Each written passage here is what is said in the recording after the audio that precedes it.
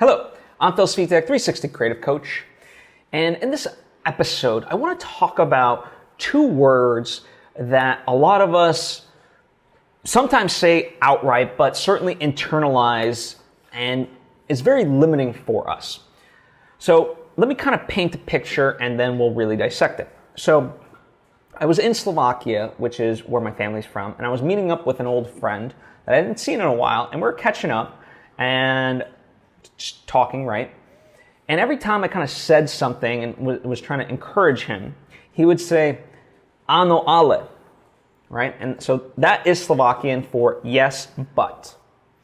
And as I mentioned, this is a phrase that sometimes other people say to us directly, or we say to other people. Or even if we're not saying that exact phrase, we're kind of internalizing it, whether it's somebody else or we're doing it. So it works in those both ways. But I'm going to generally focus on the internal side of it, and how these words and by extension belief system really hinder us. But before I fully dive into it, I would like to take the opportunity to invite you to subscribe if you haven't already. That way you get all the various lessons and episodes that I put out right when I put them out. Thank you if you just did, and thank you if you already were. It truly does mean a lot to me, as I hope it does to you. So let's really break this down. Yes, but, right? It's a sort of more simplified version of this is whenever someone pauses or someone catches you pausing and then they say, I feel a but coming, right? So it essentially negates the yes because it's conditional, right? It means you agree with the statement but under a set of conditions. And these conditions are these beliefs that, prevent it from being a true statement. And the interesting part is utilizing Byron Katie's work and things like that. One of her first questions and second questions is this true? Can I know that it's true? And most times under that microscope, whatever we're saying yes, but to, or someone else is saying that to us, under a microscope, we don't know that it's true. And so therein lies the crux. What it hints at is these belief systems that we've ingrained in ourselves and that are driving forces of us. And in fact, it's actually improper to call it a driving force because that would be a good thing, right? A driving force is like something that's a positive. This is a roadblock. This says, no, don't do this. So let's get concrete and kind of give an example. So let's say I'm trying to inspire, someone's saying like, hey, I want to do a movie. I'm like, great, go out and do it. It's totally possible. You could, here's a couple ways you can go about it, blah, blah, blah.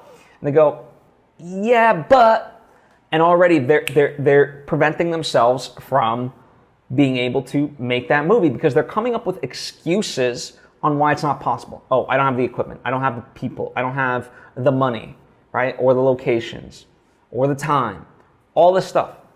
We are just, I don't know, it kind of gets conditioned within us to be able to create obstacles, right? And it's very fear-based.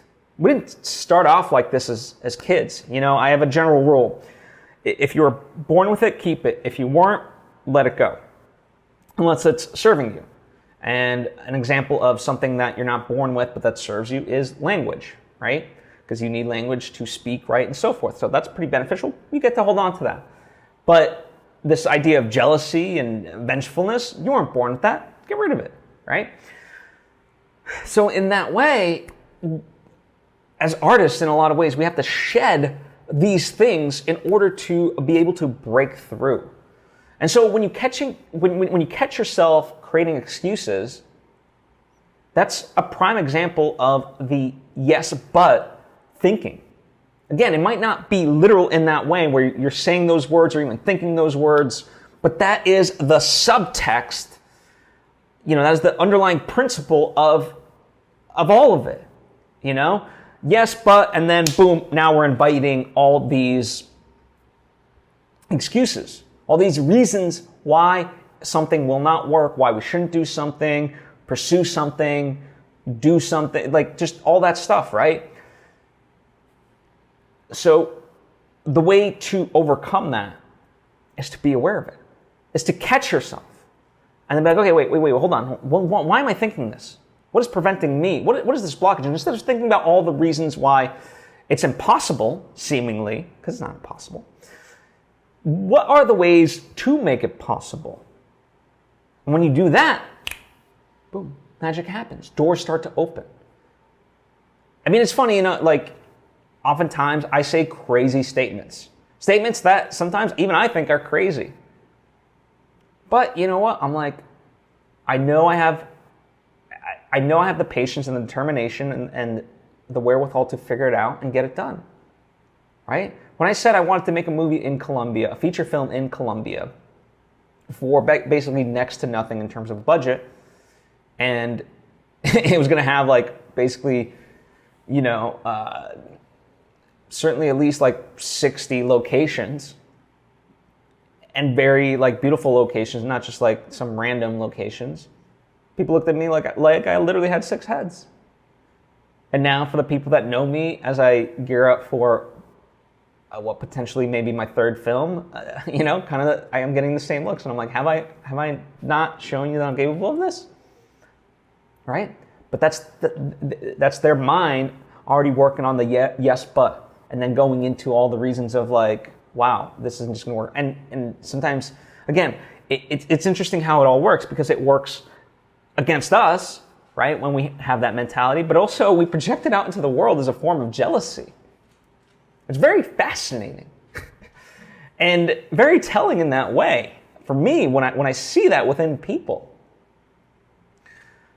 And listen, like I said, it doesn't mean that there's things that I'm not fearful of and like I'm this enlightened Buddha all of a sudden. No. We're all a work in progress.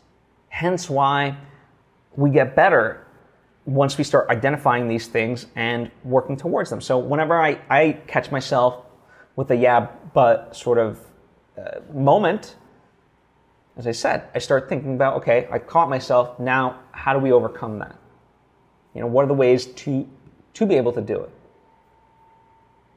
And that's the key. So that is the lesson I have for you. I hope this helps. It certainly helps me. As always, if you have any thoughts or questions of your own, I invite you to comment down below or hit me up on social media at Phil Svitek. I would love to chat about this with you. I love talking about this stuff, right? And likewise, if you appreciate what I do and think you might benefit from more direct interaction, well, that's what my Patreon page is for, patreon.com/Phil Svitek. There's various tiers of support there that get you more rewards, based on a tier. Or you're always welcome to just sign up for a coaching session if that is a benefit to you. Many people do, and they appreciate it. So would love to, have you and be able to help you if you think that's worthwhile. Also, as I've kind of hinted at least, I've written books and movies and have merchandise and so forth. And if you want to just support through purchasing that, not only do you get a great book or movie or a t-shirt, whatever it may be, you help support this show. Well, how? Because by getting to create that stuff and it becomes self-sustaining in its own way, I get to make more of it, right? And by doing all that stuff, it helps inform me, and I can share those lessons and experiences right here with you for free, so that way you benefit and have a much easier time in your creative journey. That is the hope. Anyway, thank you as always. I appreciate you and hope to see you next time.